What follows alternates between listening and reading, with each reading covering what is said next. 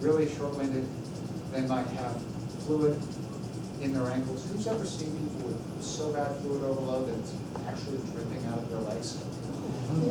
I've seen that. I got to myself with this kind of thing with CHF based on Bojangles and pork chops. Salt. Where solute goes, water follows. This is mortality by age. This is septic patients. Look at this. Remember we talked about old people and how poorly old people deal with trauma? This is 80-year-old person in car accident. Mortality incidents per 100,000, about 20. 55-year-old guy with sepsis. 100 deaths per 100,000 people. I would rather take old person in car accident. The people who have a bad car accident can shatter over somebody with sepsis, because the people with sepsis are so much more likely to die and get ARDS. Yes, ma'am. Well, patient with ARDS really is a situation where they want to lie down. Yeah, exactly the same thing. It looks just like CHF. And you ask them, do you have a history of heart failure? Now, that may be wrong. I mean, no. The answer is no. It's not their heart. It's all of their leaky blood vessels. This is DIC, disseminated intravascular coagulation. If you remember nothing else about this, I just want you to remember clot, bleed, clot, bleed, clot, bleed, clot, bleed. Put it this way, an analogy, because I know you guys like stories. Is anybody here old enough to remember what it was like immediately after 9/11? Some of you. Okay. I was there. I actually saw it.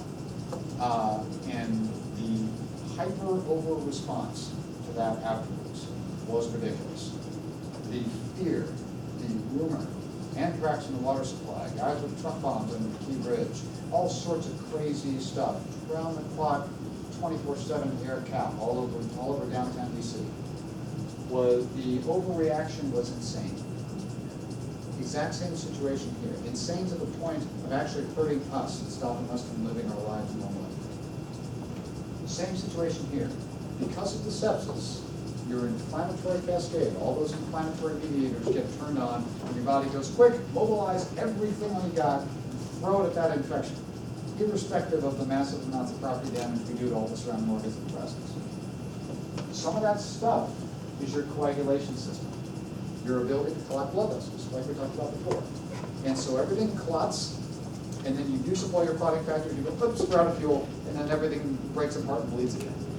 And then you make some more clotting factors, your body promptly uses those all up, clot everywhere, and then it breaks apart and bleeds again. So you go through this process where you're having multiple internal organ clots with ischemia, and then it hemorrhages everywhere, and then clots and hemorrhages, clots and hemorrhages. That can't be helpful. How does that even remotely sound like a good idea? That's not helping. It's your body's fault, though. And it looks like this. Everybody see this picture? That's some little kid's foot. All the dark purple is him hemorrhaging through his skin. If you ever see, this actually happened to be a case of meningococcemia. If you ever see this kind of junk on your patients, and it's new, and you press on it and it doesn't turn white, it's just a solid purple like that, get your medic quickly. This is instant death. This kills you in 6 hours. What this is this is a result of the DIC. You've made a bunch of clots, and then you've had a bunch of bleeding, and then you make some more clots, and you have a bunch of bleeding. This is all hemorrhaging through your tissues. Every other time you've ever had cellulitis or a rash, how many times have you ever, you have little kids who come into urgent care with a little red rash, parents aren't quite sure, is this a bad rash, or can I ignore this, put some steroids on it, feel better. You touch the red rash and it kind of turns that white kind of peachy color, or in the case of knee, pasty white, stuff like that, and you press it and it turns white and it goes back to red again. That's okay. This kind of stuff, this is purple, this will not blanch. It will not turn white if you press on it. It's solid purple. That's really bad. Okay, this is people who are thrombocytopenic, low platelets. This is a direct manifestation of the sepsis they're in. I had a story time again. A kid's name was Zach, 6 months old. Meningococcemia happened to him so fast he didn't even get the meningococcemia meningitis everybody's afraid of. This went up his legs. We cut both his legs off. We then amputated his skin off his back and put it on his stumps where his thighs used to be. He was in the hospital for 2 months because this thing marched up his leg in a matter of 4 or 5 hours. If you see this, if you see DIC, or if you see what this is called DKA, the little tiny dots, and the big ones are purpura. If you see this kind of thing, this is a manifestation of severe infection. I'm not talking about the little brown age spots that you see in older individuals who are 70, 80, 90 years old. I'm talking about big, dark purple blotches that can't make turn white, can't blanch, that have shown up rapidly. Get your medic. Incidentally, Zach did fine. He recovered very well because he was a young little kid. He got better, and he actually got to where he used to crawl around, use his arms, and prosthetics, everything else turned out okay. That is how rapidly this can advance. Yes, ma'am? Would it always work from the extremities inward? Or Nope. could it start It anywhere? can show up on the torso, it can show up on your face, it can show up in the mouth. You have them open their mouth and see if they're really dehydrated. Hey, can you open the mouth, say ah, and shine your little pen light in? How many of y'all have done that? A bajillion times, right? Just look and see, are they dry as a bone, or are they super dehydrated, or are they nice and moist like they should be? You look in, and you see a bunch of dark purple or bright red spiculated spots all over the place. Bad deal. Mortality. 2 search criteria, which is what you need. Here's 3, here's 4, here's sepsis, here's severe sepsis, here's septic shock. See that jump? 50%. If the blood pressure tanks, if you go into true septic shock, or lactic acid over 4, which is something I don't want y'all to really worry about the field right now. If you are in true septic shock, your mortality jumps dramatically. Pegasus. Anybody ever goes to UVA and you really were thinking about going to medical school there? These guys can ride longs. It's awesome. Go. It's fun. Even if you don't want to go into aeromedicine, just once. The ability to see this side of preoperative care is a blast. What can you do about it? Now, I recognize that most of the people in this room are EMTBs. Some of you are A's, some of you want to be paramedics, some of you may want to go to medical school. Great. Good for you, more power to you. Go you. I also recognize that our transport time compared to other places I've worked is relatively short. 10 minutes, maybe 15 minutes if you're stuck in traffic and no one's respecting the siren. So you can't do a whole bunch. You obviously can't start antibiotics for an infection in the back of the bus.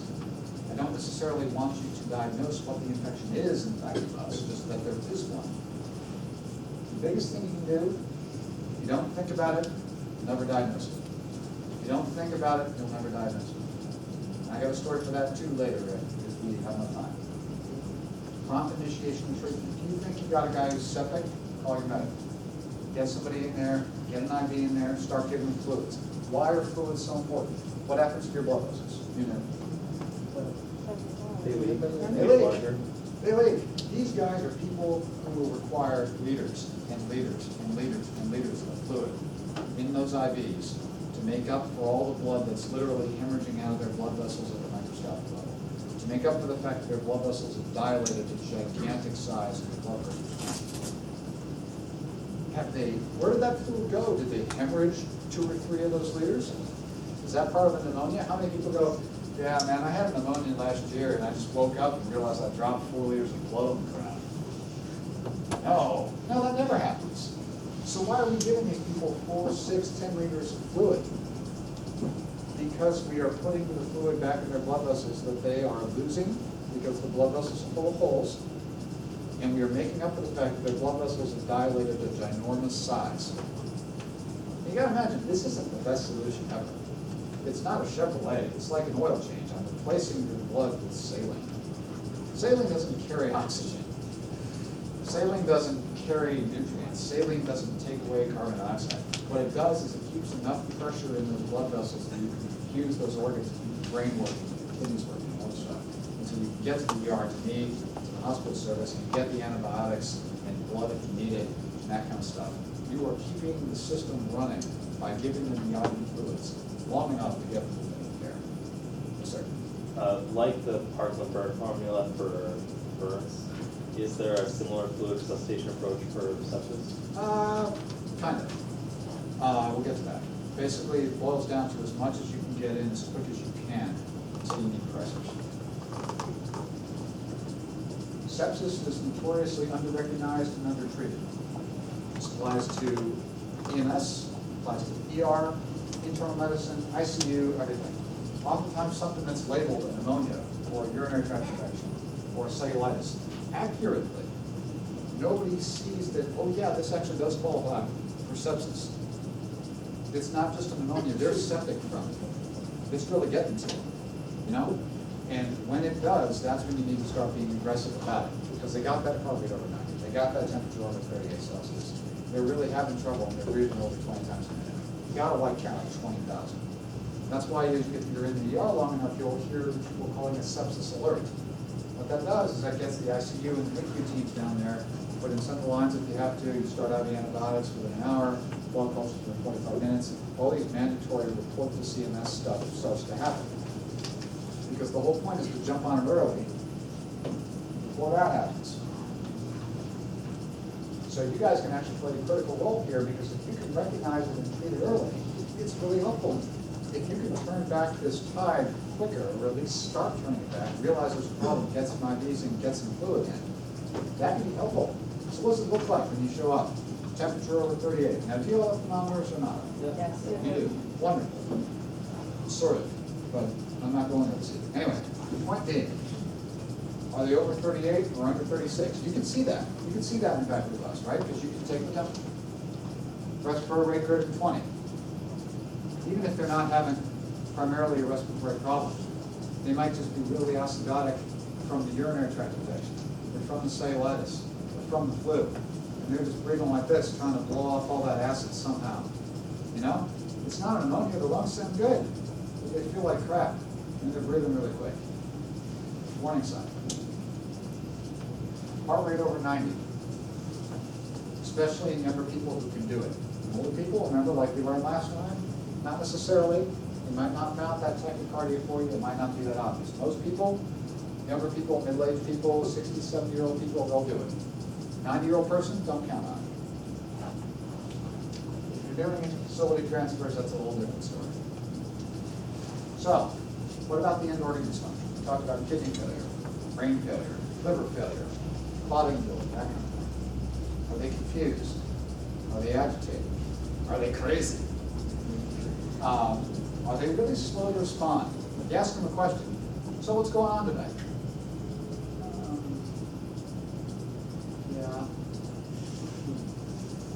All right, was that helpful? No. But then you turn to the family. Is that like her? Oh, no. Normally she's, pretty sharp. She should answer you right away. So was anything hurting you?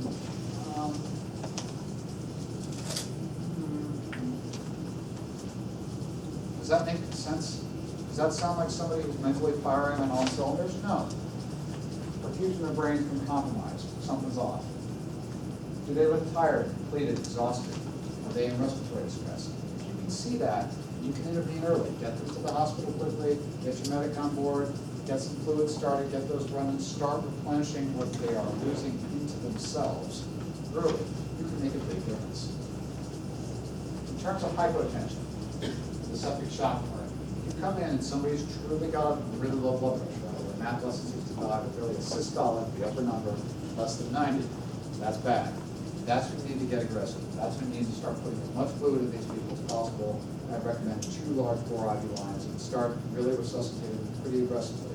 Even if you can only get 2 IVs starting, get a few hundred milliliters down into them before you get off 95 and pop in here into Stanford Hospital, better than nothing. Early and aggressive resuscitation. Yes, sir. One of our contraindications for fluids would be crackles in the lungs. Where is that? If we suspect sepsis, but also fluid in the lungs, we're supposed to hold off with the fluids. So. Yeah, not actually true.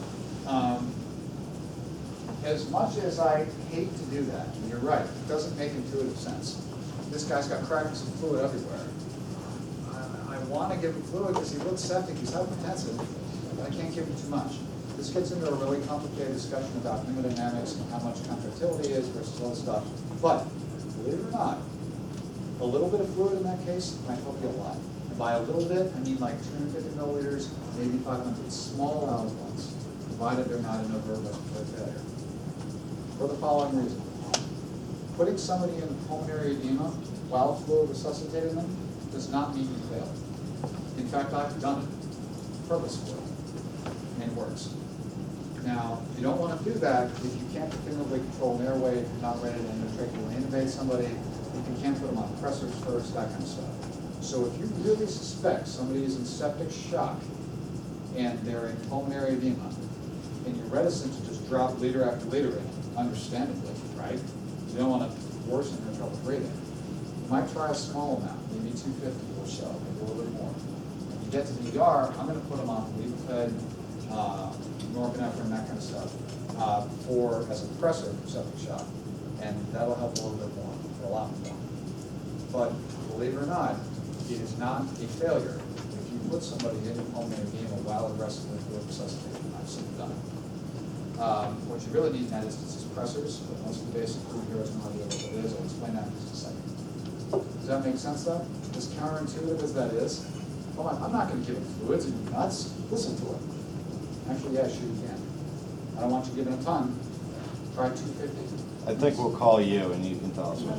Fine. Absolutely, anytime. The issue is you'd be surprised how often small aliquots of like 250 milliliters or so will really help. Help your blood pressure 20, 30 points. You just need a little bit. You don't need to drown them, just a little bit. By all means, Fluid challenge him to titrate to your blood pressure, though. What's that? Fluid challenge him and titrate to your blood pressure if you're. As best you can. As best you can. Gauged against, how good the respiratory status is. It sounds counterintuitive. I don't want you guys thinking that drowning people is standard of care in sepsis. But the amount of fluid required for this resuscitation can be substantial. Usually it's going to be very near to 1 liter of crystalloid at least. Oftentimes 4, 5, 10 more. This is not the kind of thing where you drip it in and KBO, yeah, I've got fluid started. If their respiratory status is good, wide open, conjugate, two lines, one on each side, as much as you can. Put the blood pressure up, get the fluid resuscitation going as early as you can. This is getting a little beyond what you can do in the field. Ideally, I would have Levophed on our paramedic trucks, but Levophed requires a pump. Pumps require electrical inverters, and those are all done. And our transport times are so short that aggressive fluid resuscitation is probably going to be sufficient. However, there are a variety of medicines available according to the surviving sepsis guidelines in 2012, which I was there when they wrote them. It's Levophed. There's actually a great article in the New England Journal of Medicine comparing dopamine, which has been a standby for septic shock for years. Levophed used to be a medicine called Levophed, leave dead, because everybody was convinced it would kill people. Dopamine actually causes arrhythmias and kill people. And people are going away from dopamine and more toward levo. In fact, for the purposes of septic shock, I actually took it out when we revised the protocols last month because it killed people. What this is a section of medicine you do not have access to as basic. If you end up being paramedics or med students or PAs or docs one day, you will. It is a drug whose job it is to squeeze all those leaky, dilated blood vessels shut again. It's great. It often succeeds where fluids fail, but you never ever squeeze an empty tank. So that's why fluids are so important. You give the fluids so that you got something in those blood vessels to use, and then you add the pressors. The Levophed, more so than the pill. And if you're in a situation like that, we were talking about with the guy who's full of fluid in his lungs, and you're really reticent to give a ton of fluid, that's when I put my pressors. And I've done it, and that's helped a lot. In the pre-hospital environment, we do that? No. Oh, there goes my thunder about that. Dopamine tends to kill people, cause arrhythmia is not a good idea. The real thing you use it for, if you've got a paramedic who's going to pull it out, is low heart rate, low cardiac applications who are low risk of arrhythmias. I don't anticipate you using it that much because ideally the amount of time it should take you to get from post 53 or the Darien area to Stanford Hospital on IVs and fluids in first. Sound good? All right. There you go. Putting someone into pulmonary edema via fluid resuscitation does not mean you fail. Be prepared to support the airway. This gets into more of a paramedic skill level and more of a judgment call in terms of how much fluid in, how much breathing in and out. If I intubate a guy, I can give him all the fluid I want. And that's a story for another day. Please let me know you're coming. If you think you got a guy in septic shock, get on the radio. If you tell me, Doug, I think this guy's in septic shock, I'll give you a big giant hug when you arrive, because you have identified the problem, you started an early aggressive intervention. I'll be super proud of all of you, okay? So if that happens, you got a guy in septic shock, or even a guy who's just septic, I think this guy's septic, and here's why. He's got a fever, his heart rate is 120, he's had a cough for 3 or 4 days, he looks pretty ill. Can you put him as a priority when he gets there? Done. These are some treatment goals we'll be using. This is primarily for the medics. Urinary output, oxygen saturation, lactic acid, that sort of stuff. That's a story for another day if any of you are interested to later. Blood cultures within 45 minutes, IV antibiotics, steroids, no shot, no steroids, but some people get steroids. Anybody ever heard of Zygris? Some people in the room heard of Zygris? Zygris was a great example of pharmaceutical marketing. Invented, I think, by, was it Merck? Pfizer? Anyway, somebody invented medicine called Zygris. It was recombinant activated protein C. What this is it is some of the complement factors that your body's chewing through. It is an anti-inflammatory type of molecule, and it was $10,000 a dose. Can you imagine the drug company going, excellent, we're going to save all the septic shock people via a drug that only we can create that is extremely exorbitantly expensive. The problem is in studies, it actually didn't do jack. There's no better than saline. And so it was canned. Nobody uses it anymore. So if anybody, if you're ever in the ICU or you're shadowing or something like that, and somebody goes, what about Zyrus? No Zyrus. It should pretty much be gone. Nobody should use this anymore. Septic shock people, or septic people, pretty much always admitted. If they're really, really ill, it's the NICU or the SICU. Oftentimes we have afterwards. That's actually a view of the old helipad from the roof. There's currently a big giant hole going in here. This is UVA Hospital from the roof. If y'all ever want to go down there and just see what's going on, I recommend it. Here's a real world example, and I'm done. Because I know y'all like stories, and basically we all learn better from stories than from lecture.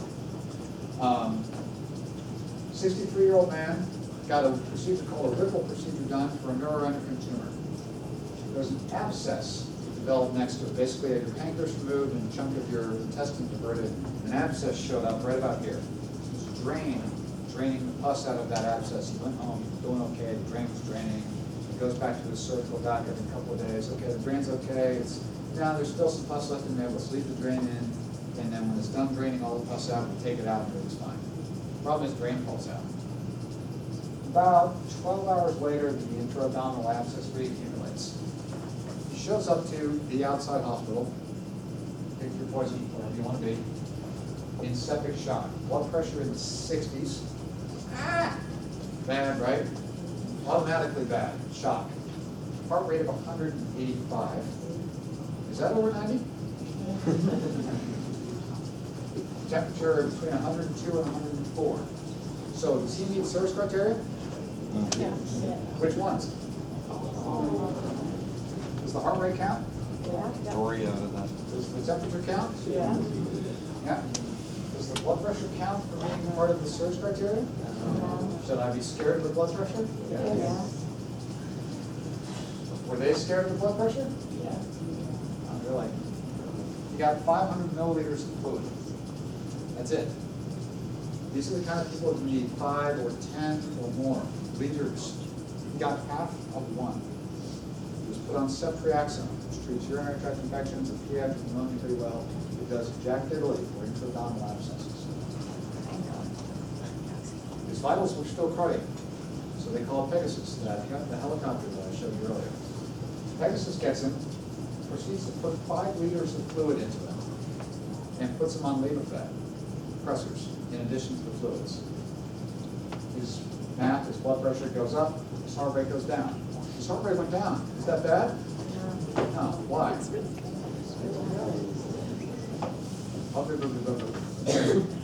One person. I'm not going to jump at you. It's okay. why does heart rate go down when we gave him all the fluids and dressing? Doesn't have to work its way. Who said that? Didn't have to work aside. What was your answer? Because, well, it's, Right, didn't need to make up for it. He didn't need to go as quickly because he wasn't pumping blood through a pipe that was this big. He comes to me, I proceed to give him another 5 liters, and I jack the fluid a bit further. Now we're at 10 liters of fluid in about an hour and a half. When's the last time anybody put 10 of those IV saline bags in one person for 90 minutes? This is what I'm talking about in terms of aggressive therapy. This is where this is going. So if you can put large floor IVs into these people and put in some fluids early on, even if you can't put nearly that much in, that's a start, and that helps a lot. Heart lines, central lines, steroids, CT guided access drainage, white blood cell came back at 23,000. That's a little up there. He eventually survived. He was discharged home through the SNF. He was awake. He was talking. He was making sense. Aggressive resuscitation. Tanks empty. Tanks a little better. Tanks much better.